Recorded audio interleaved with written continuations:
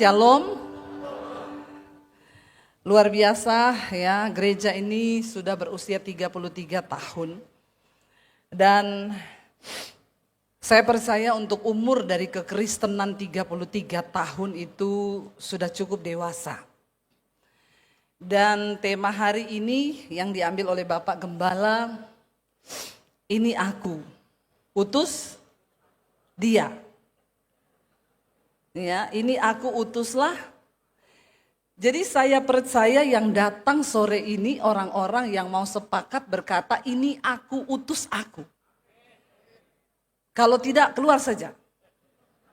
Amin. Lo buat apa saudara datang? Ya.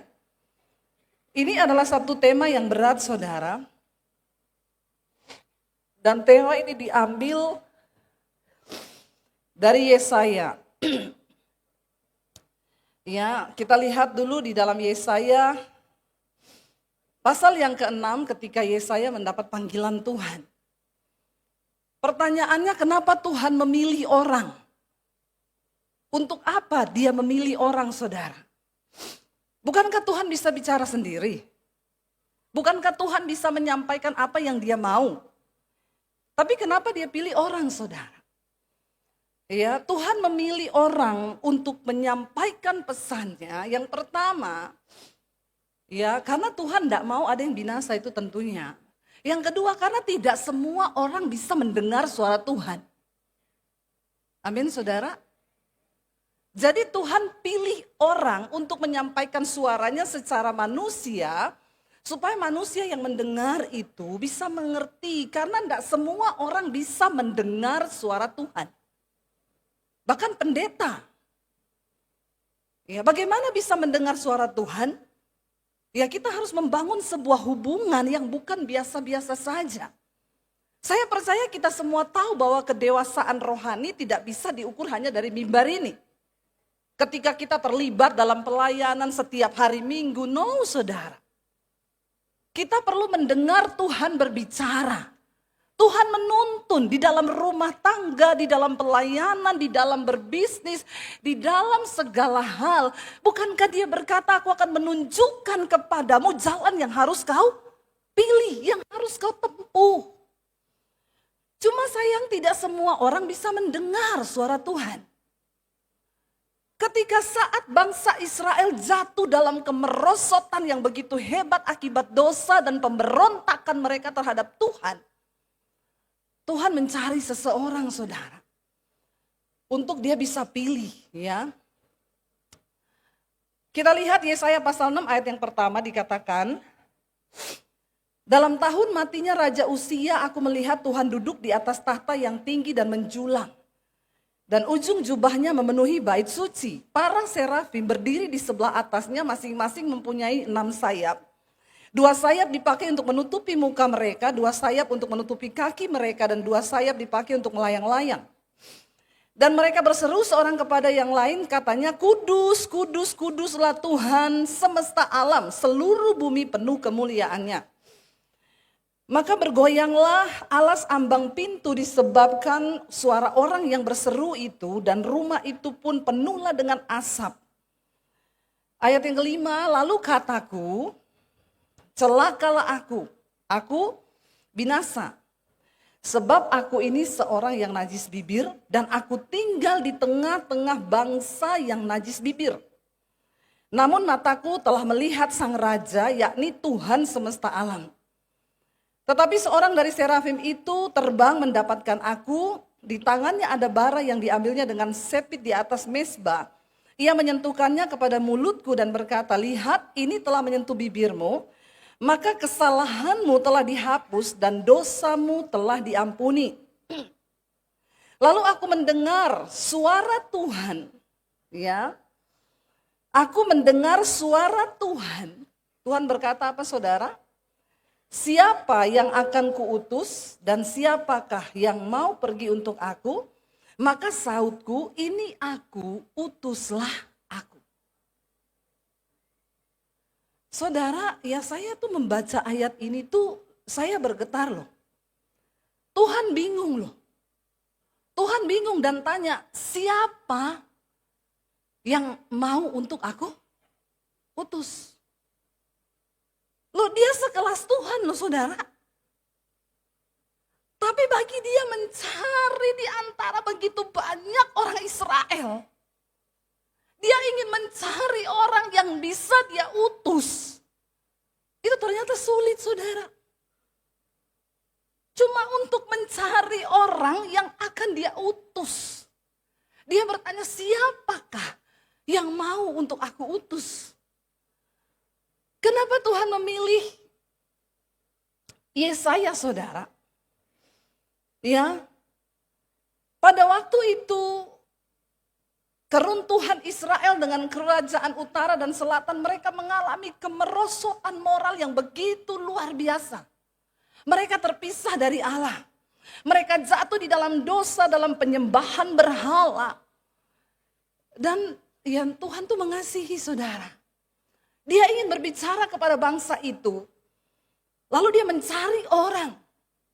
Yesaya berasal dari keluarga bangsawan. Dia bukan orang miskin. Tapi dia punya hati yang mencintai Tuhan. Dan saya percaya Tuhan itu memilih orang karena dia melihat hati. Tuhan melihat hati. Ya. Yesaya itu pada waktu itu dia berumur sekitar 25 tahun. Siapa di sini yang umur 25 tahun? Ya, udah tua-tua semua ya. Harusnya udah lebih dari Yesaya ini ya. Gerejanya aja udah 33 tahun. Ya. Bayangkan loh, 25 tahun. Saya dipanggil Tuhan umur 21 tahun. Ya. 25 tahun. Yesaya menyerahkan dirinya saudara. Ya, dan pada saat itu ketika Tuhan memanggil dia saudara, bangsa itu berada dalam kemerosotan moral yang begitu luar biasa. Terjadi ketidakadilan di atas bangsa itu. Di dalam segala aspek kehidupan, mulai dari ya bait sucinya, dari hubungan mereka dengan Tuhan sampai ke urusan perpolitikan di atas bangsa itu. Orang miskin ditindas demi kepentingan kerakusan ya dari para penguasa. Dan bukankah ini hari-hari ini yang sedang terjadi di atas bangsa kita? Ada kemiripan pada waktu itu saudara, antara bangsa Israel dan bangsa Indonesia hari ini. Hari-hari ini sedang terjadi kemerosotan moral yang begitu luar biasa. Dan itu membawa kehancuran di dalam satu bangsa karena Alkitab berkata dosa menjadi noda bagi bangsa. Ini hari-hari ini terjadi. Tuhan Yesus bikin mujizat air jadi anggur. Indonesia Pertalite jadi terjadi di atas bangsa ini. Ya, nggak tanggung-tanggung loh 1.000 triliun 1 tahun. Itu duit atau daun. Betapa rakusnya. Ya, tapi ngomongnya babi haram, mending makan babi aja. Lebih halal daripada korupsi 1.000 triliun. Iya enggak saudara? Mengerikan loh saudara.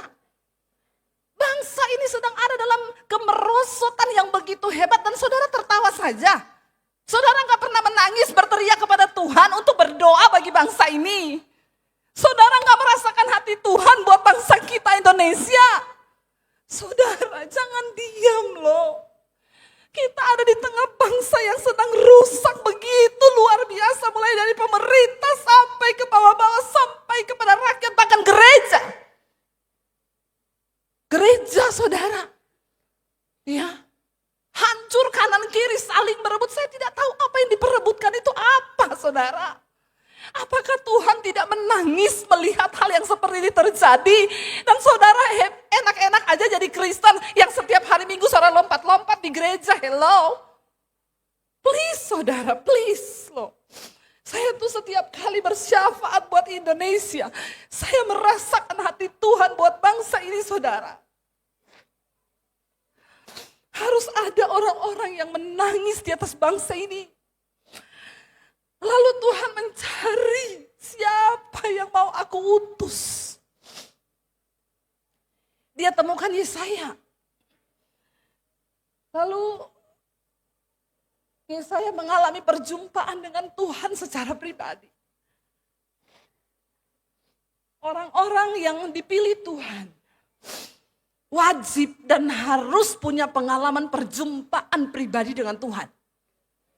Kalau sekarang udah enggak, lulusan Amerika pulang langsung pelayanan, enggak pernah ada pengalaman pribadi dengan Tuhan.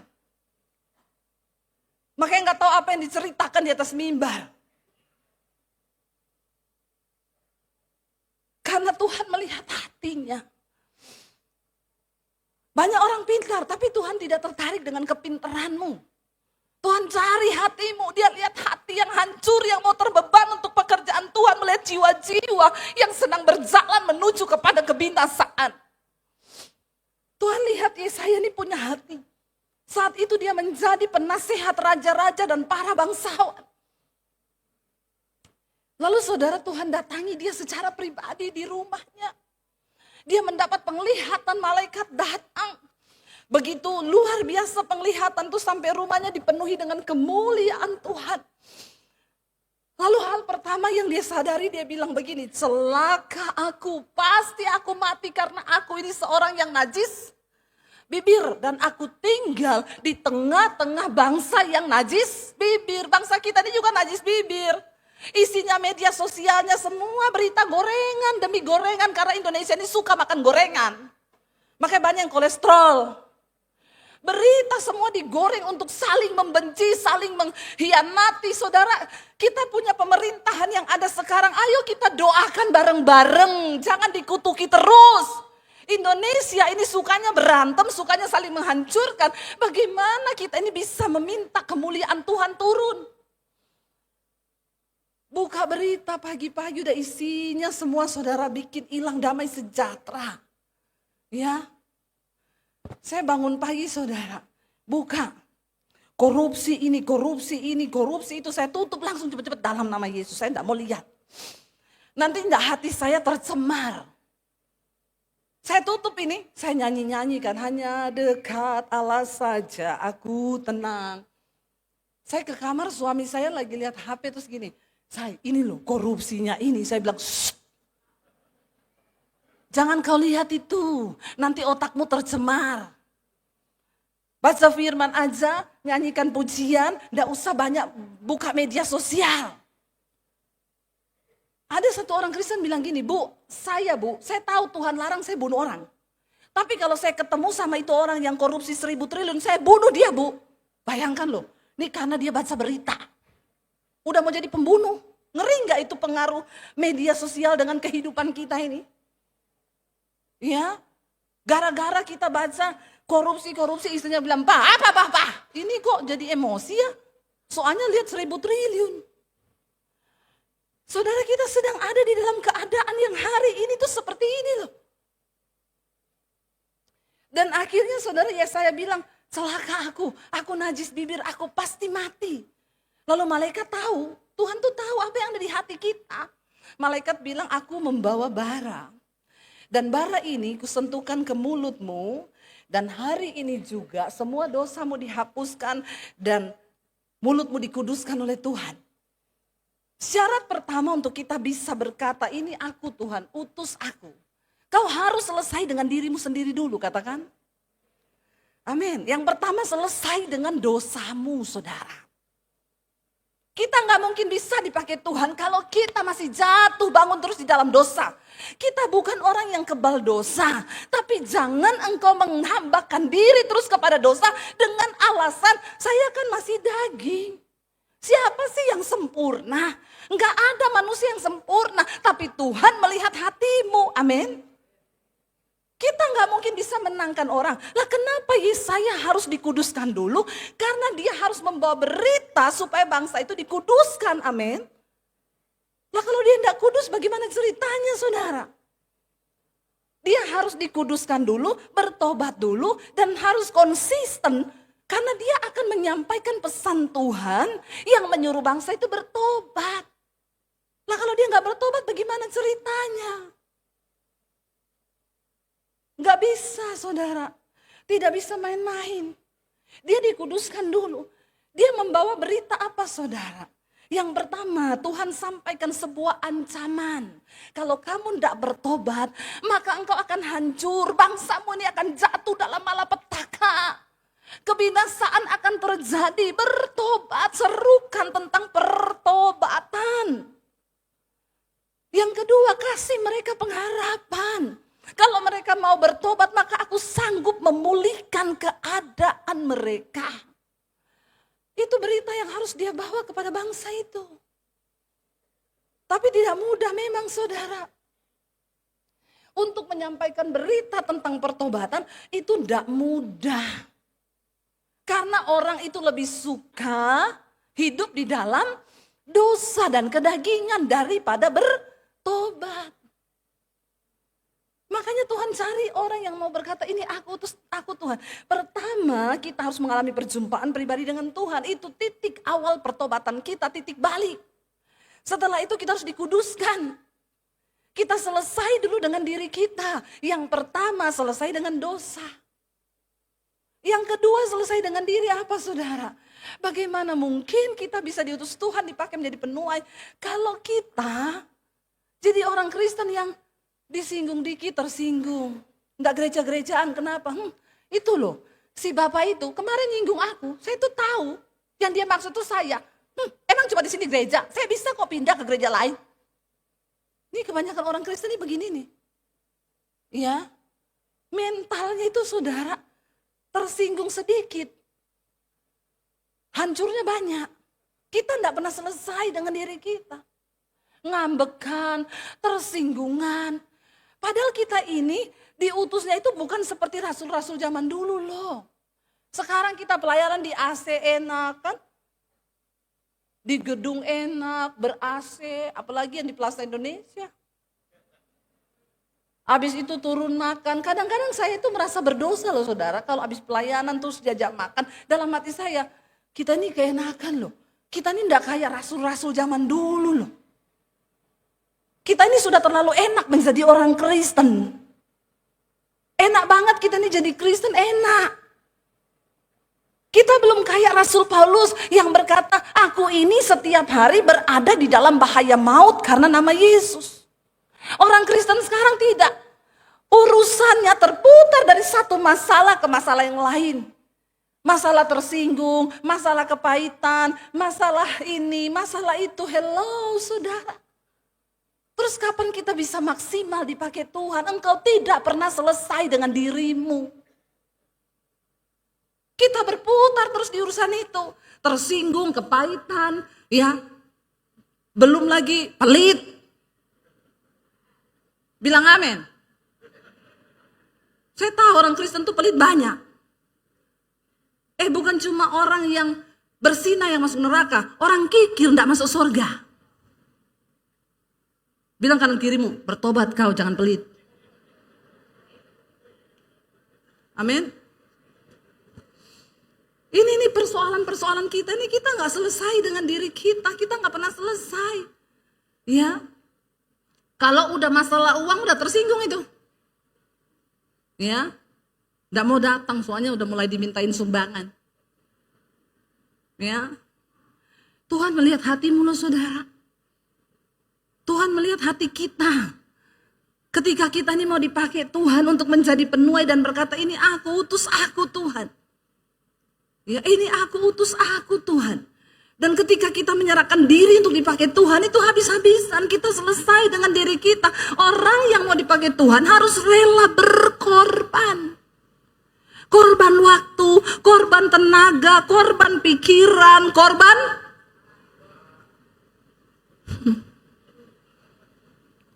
Ngomong uang ini cuma sedikit. Kunci engkau diberkati hari-hari ini saudara, Tuhan lihat hatimu. Ya, kita harus rela mengorbankan diri, menyerahkan seluruh hak hidup kita. Saya ini kadang-kadang ngomong sama suami saudara. Kita nih loh, baru pindah di rumah baru, gak sempat-sempat nikmati rumah. Saya ini pulang ganti koper berangkat, pulang ganti koper berangkat, pulang ganti koper berangkat. Tapi saya cuma mau bilang Tuhan, selalu yang saya takut, firman Tuhan bilang selama masih siang bekerja.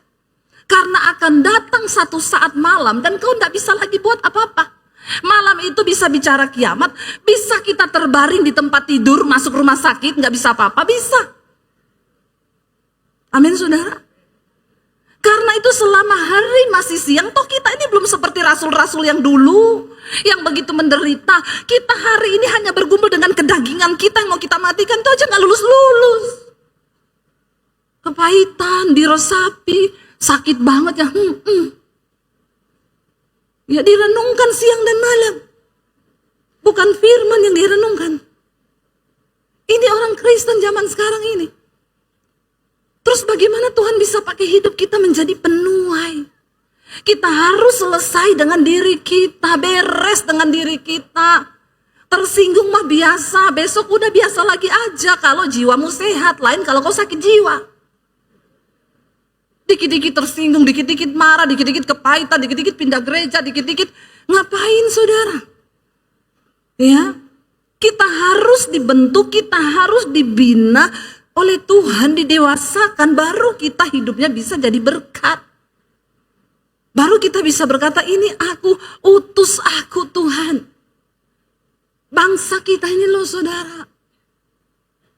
Terus kita gak usah berpikir, nanti saya diutus kemana ya? Nggak usah saudara pikir saudara mau ke Papua, mau ke Merwali sana, mau ke tempat-tempat yang ngeri. Nggak usah berpikir terlalu jauh. Di keluargamu saudara, di keluarga besarmu, masih ada begitu banyak orang yang belum bertobat. Anak-anakmu, iparmu, orang tuamu yang harus kita selamatkan. Loh tapi kan dia udah Kristen bu, Kristen tapi imannya mati, Kristen tapi nggak tobat. Kita bicara soal kekudusan itu enggak main-main loh saudara. Yesaya dipanggil untuk bicara supaya bangsa ini bertobat, menguduskan diri, merendahkan hati. Supaya Tuhan bisa membaharui mereka, memberkati mereka. Karena kalau mereka hidup terus dalam dosa, Tuhan gak bisa memberkati. Karena Tuhan bilang dosamu itu menghalangi semua yang baik daripadamu. Tuhan mau ada orang-orang yang bisa dia pakai. 2018 saya mendengar suara Tuhan. Saya tuh berdoa begini, terserah saudara mau percaya apa tidak Tuhan bicara, karepmu. Kalau kau sudah gak percaya Tuhan bicara, jangan jadi Kristen kau. Berarti Tuhanmu mati. Siapa yang masih percaya Tuhan masih bisa bicara sampai hari ini? Dia Tuhan yang gak pernah berubah. Dari zaman Yesaya, dari zaman Elia, dari zaman Rasul Paulus sampai hari ini, dia Tuhan yang sama, yang masih bisa berbicara, menuntun kita, membawa kita untuk masuk dalam janjinya yang sempurna saudara. 2018 saya tuh berdoa, Tuhan Engkau mau bawa kemana pelayananku? Tuntun aku Tuhan. Saya bergumul sungguh-sungguh saudara. Saya cuma dengar Tuhan ngomong begini, ambil alih dunia media untuk Injil. Karena aku akan datang. Sebab aku akan memberikan engkau tuaian bangsa-bangsa. Terus saya bilang, saya bergetar waktu itu, saya bilang media. Tapi saya nangis, saya nyembah Tuhan. Saya mendengar banyak Tuhan sampaikan sesuatu. Setelah itu saya bilang sama suami saya, aku tuh doa loh. Tuhan bilang ambil alih dunia media untuk Injil. Kalau media itu berarti kata suami saya TV. Berarti TV di Indonesia ini di mana? Dia sebut salah satu TV di Indonesia yang tayangan yang rohani itu yaitu gitu ya. Tit, disensor namanya. Ayo kita pergi ke sana. Saya ada kenalan di situ saudara. Saking saya ini membawa visi Tuhan. Saya datang, saya bilang, saya cerita sama teman saya itu, saya dapat visi begini-begini, Tuhan bilang ambil alih dunia media. Saya boleh nggak khotbah di TV-mu dengan goblok, dengan apa ya lugunya dan terlalu lugu apa saya nggak tahu. Pokoknya saya tuh mau menjalankan apa yang Tuhan suruh. Sampai di sana dia bilang, oh bisa ibu, bisa. Sekali syuting 6 juta. Jangan tepuk tangan. Dan ibu harus bikin 10 episode, jadi 60 juta. Terus saya bilang, mahal ya. Pertama, ya memang saya enggak punya uang segitu. Dulu, sekarang punya.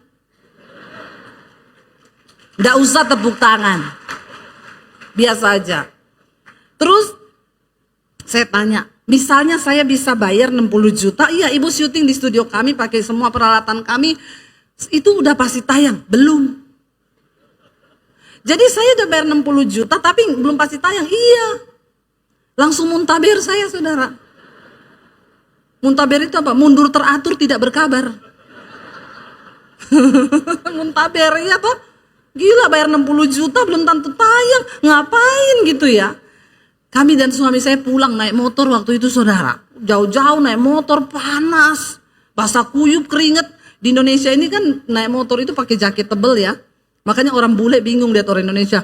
Panas banget kok pakai jaket tebel. Karena panas, nanti gosong kita kalau nggak pakai jaket. Udah keringetan, basah kuyup, saya tukang keringet, buka helm, udah kayak ayam kecemplung got. Dengan hati yang ya lesu, lemah, loyo, letih. Ya yowes Tuhan. Tuhan yang suruh begitu tapi buktinya saya enggak bisa. Ya berarti Tuhan salah bicara. Suami saya bilang kalau media itu TV setauku. Ya udahlah kita abaikan sajalah. Saya pelayanan di Bali. Saya lagi duduk di satu restoran nunggu ketemu orang. Saya lihat ada orang syuting-syuting di situ, saudara, pakai kamera, pakai apa-apa gitu, pakai drone. Zaman itu saya tanya gini, ini mau syuting buat apa ya? Oh kami mau bikin TV Bu, di mana? Di YouTube. Oh emang bisa? Bisa Bu, malah pakai HP aja bisa, nggak usah pakai kamera bagus-bagus.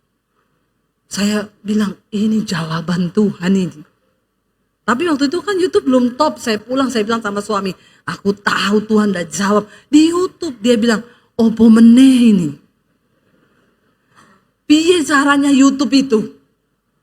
Ya udah pelajarilah, ini kan Tuhan yang suruh. Saya kan gak tahu kalau 2020 akan ada pandemi tuh. Tapi Alkitab berkata Tuhan memberitahukan rahasianya kepada orang-orang yang takut akan Dia, yang bergaul karib dengan Dia, dan Dia akan menuntun kita hamba-hamba Tuhan untuk melakukan apa yang Dia mau. Lalu saudara saya bilang sama suami, ya ini loh, kita waktu itu syuting-syuting awal-awal, cari lighting pakai sinar matahari, karena kan enggak punya duit ya, pakai HP pokoknya yang terang-terang. Mulai bikin saudara waktu itu satu. Tiba-tiba 2020 pandemi itu datang. Gereja tutup. Jangan anggap remeh itu pandemi saudara.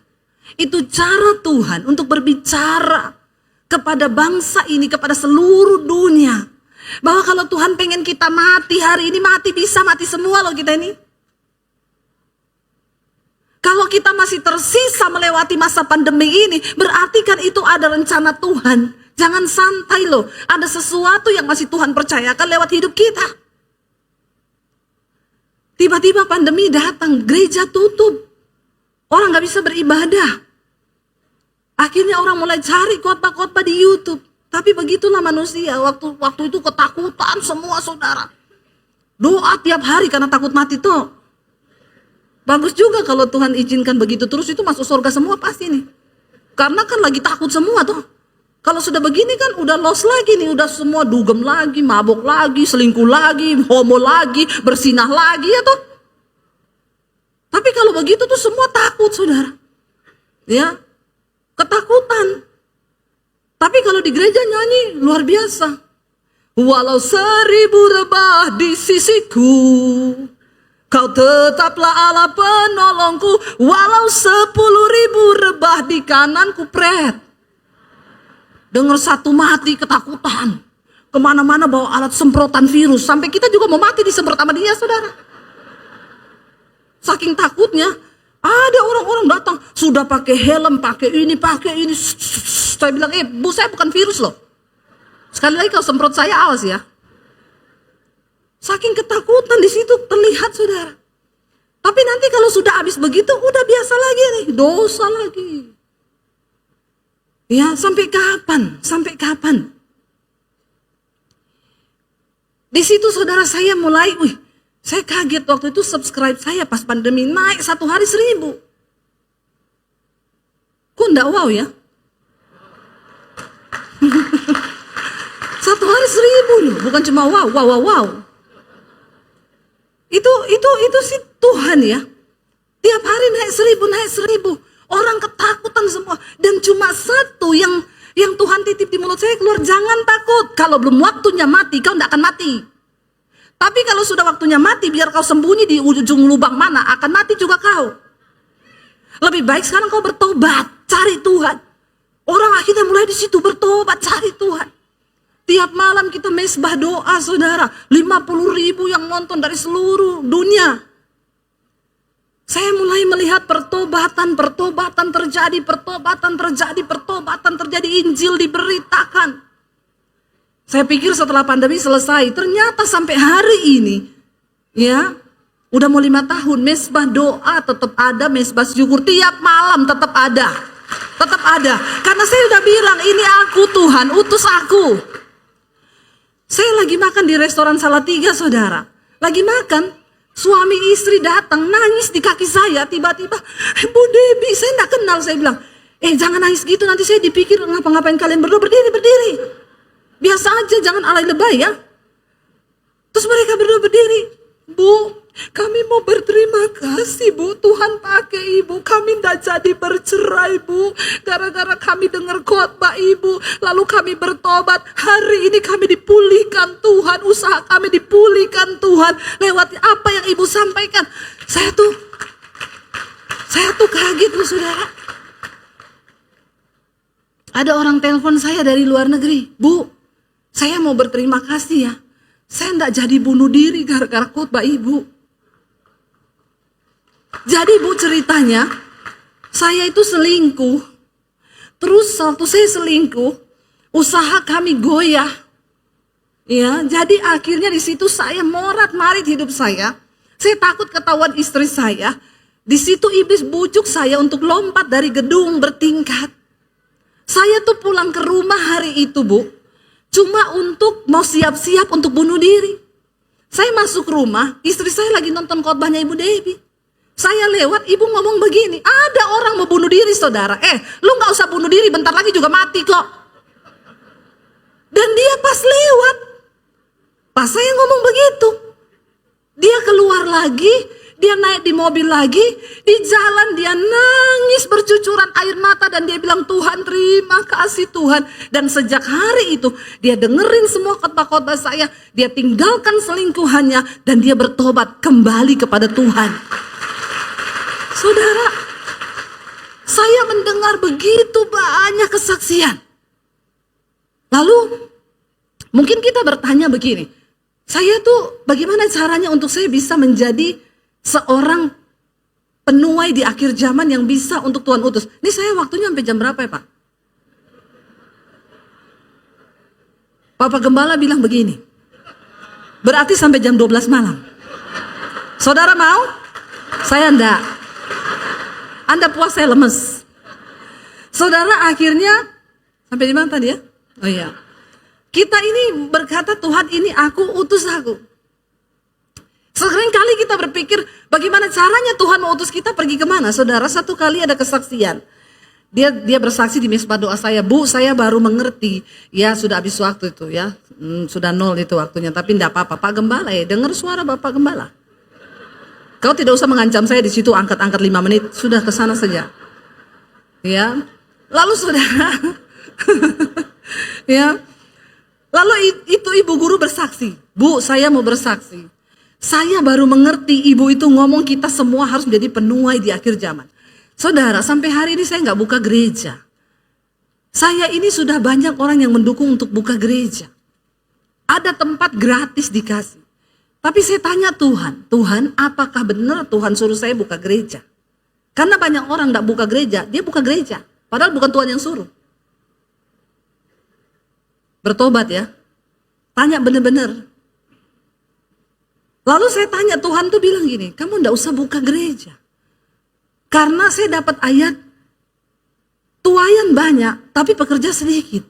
Persiapkan para penuai. Kita harus bekerja karena ini tuaian banyak, saudara. Itu tadi yang Tuhan bilang, siapa yang mau aku utus untuk pergi? Ibu guru itu cerita, di kelasnya itu dia bilang, sejak saya ikut mesbah doa, saya mengerti ternyata kita ini menjadi penuai di bidang kita masing-masing, di tempat kerja kita masing-masing. Kita nggak perlu sekolah Alkitab dulu, ambil S1, S2, S3, S21 kayak Samsung. Sekarang Samsung udah S berapa? Ya, ternyata Bu, sesimpel itu. Saya ini guru. Saya dengar ibu punya pengajaran, ya kalau kamu guru, muridmu itu dombamu, itu tuayanmu. Kalau perlu dengan orang tuanya. Ada satu anak di kelas itu nakal, minta ampun. Pokoknya paling nakal. Kalau ketemu guru lain, semua bilang keluarin aja anak ini. Tapi sejak dia mengerti bahwa itu tuayannya yang harus dia gembalakan. Satu saat anak ini saudara, dia colok mata temannya pakai pensil. Dia ngamuk, orang tuanya datang ke sekolah. Semua orang marahin anak ini dan bilang ini anak keluarkan saja. Tapi guru itu membela di depan kepala sekolah, beri aku waktu untuk layani anak ini. Dia panggil anak itu, dia bilang, kenapa kamu begini? Orang tuamu di rumah seperti apa? Oh, saya tiap hari lihat mama papa berantem, mamaku kadang dipukuli. Gurunya tahu, oh ini penyebabnya. Makanya anaknya jadi begitu. Akhirnya dipanggillah mama papanya ke sekolah. Ditanya sama gurunya, ibu sama bapak kehidupan keluarganya di rumah seperti apa ya? Oh kami baik-baik saja. Kristen ini. Kami baik-baik saja, nggak ada apa-apa. Banyak orang Kristen sakit tapi merasa sehat. Makanya tidak pernah sembuh. Yesus berkata bukan orang sehat yang butuh dokter, tapi orang sakit. Masalahnya banyak orang pura-pura sehat. Padahal udah demam menggigil, pucet, matanya pucet, nggak ada darahnya. Kamu sakit ya? Enggak, sehat. Ini kan gila. Makanya banyak bikin masalah di dalam gereja lagi. Nggak pernah sembuh. Bertahun-tahun begitu terus hidupnya, nggak pernah berubah. Ditanya, oh baik-baik saja, tapi gurunya sudah tahu dari anaknya, mereka berdua sering ribut. Anak kan nggak bisa bohong. Akhirnya gurunya berinisiatif, tiap malam dia WA ibunya. Bu, banyak berdoa ya, Tuhan mengasihi keluarga ibu. Lama-lama ibu ini merasa ada tempat curhat.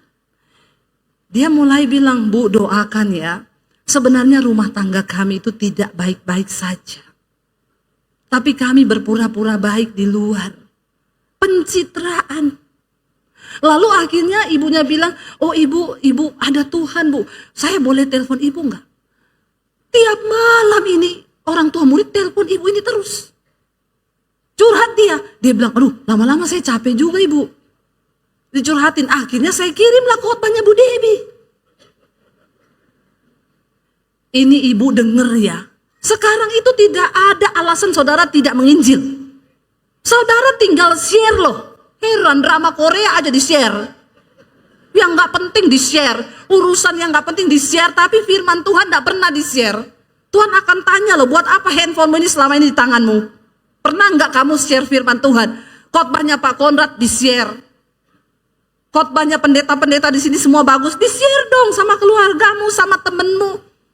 Jangan takut ditolak. Walaupun ditolak besok kirim lagi. Amin. Ada saatnya ketika dia butuh, dia klik saudara. Lalu ibu ini dengar. Dia mulai dijamah Tuhan. Dia nangis saudara. Lalu dia mulai berdoa buat suaminya. Dan keluarga mereka dipulihkan. Waktu keluarga mereka dipulihkan, anak ini mendapat kasih sayang. Anak ini berubah karakternya. Lalu guru itu bilang, Bu terima kasih Bu, saya mengerti panggilan saya sekarang bahwa ini aku Tuhan, utus aku. Nggak perlu harus STH MTH dulu untuk menjadi pendengar. Tapi kita beri diri. Saya tutup karena memang waktunya sudah habis. Ya, saudara saya kemarin pelayanan ke Adelaide, saya pelayanan di Australia 10 hari. Tadinya saya harusnya terbang ke Melbourne, tapi karena gembalanya di Melbourne lagi ke Eropa, saya dibelokkan untuk pelayanannya ke Adelaide. Saya tadinya pikir orang bilang, Bu ke Adelaide ya, itu kota sepi loh Bu, gini-gini. Saya agak gondok juga sebenarnya di hati. Aduh ngapain juga kita ke sana ya, ngerti gitu enggak usahlah ke sana, kita liburan aja sama anak-anak. Karena saya harus terbang ke Adelaide, anak-anak saya tetap di Sydney. Berat di hati saya, tapi saya percaya gini, pasti ada rencana Tuhan lah, berangkat aja. Harus rela. Ya, nggak sempet jalan-jalan. Pelayanan terus, anak-anak kita tinggal terus. Dek, kamu jalan-jalan sendiri ya. Mami papi mau pelayanan dulu. Kamu pergi sendiri, kita pelayanan saudara. Tapi Tuhan itu memperhitungkan semua jeripaya upah yang kau kerjakan buat kepentingan kerajaannya. Waktu saya sampai di sana, saya ketemu Ibu Gembala. Ibu Gembala cerita sama saya, Bu, dia juga ada sedikit persoalan. Kami saling menguatkan, tapi saya sangat dikuatkan dengan, siapa yang suruh kau naik? Oh, dia mau mengiringi saya ya. Jangan mengintimidasi saya.